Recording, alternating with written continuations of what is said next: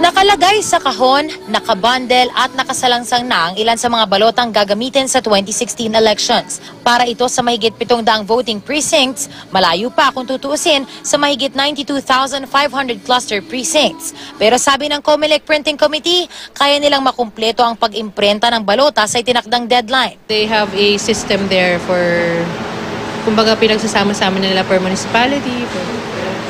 So madali na lang yung deployment niya. Ang deployment pa po natin for official ballots is on April 25 pa. Ang mga naimprentang balota nasa warehouse na ng NOAA Paper Mill sa Marikina, ang contractor ng COMELEC para sa packaging at storage ng mga balota. Ang iba, nasa National Printing Office pa at hinihintay na mai-transfer. Ayon pa sa COMELEC, maunang ipadadala sa mga presinto ang mga balotang gagamitin sa testing ng PCOS machines. Sa darating na eleksyon, hindi na raw muna gagamitan ng feature ng vote count machines na maglalabas ng voting receipts o ng resibo kung saan nakalagay ang mga ibinotong kandidato. Pero bibigyan naman ng 15 segundo ang bawat botante para sa on-screen verification. Pagkapasok ng balota sa makina, lalabas sa screen kung may problema sa balota. Sa kaso ng undervote o kulang na boto sa isang posisyon, pwede pang magdagdag ang botante. The only mark he cannot correct is an overvote. If a mark is already read as a vote, that cannot be changed. You cannot put an X over it, you cannot put an X across it or next to it so that the machine will not read it. Babasahin at babasahin ng makina yan.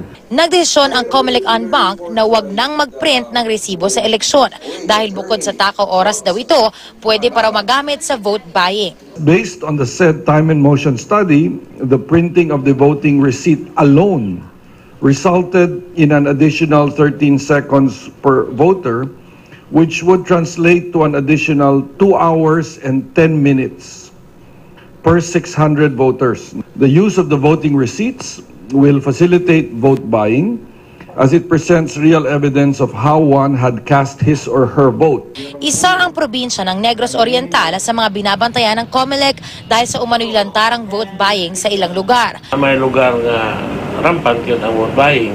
Kining vote buying, it takes two to tango, manggod.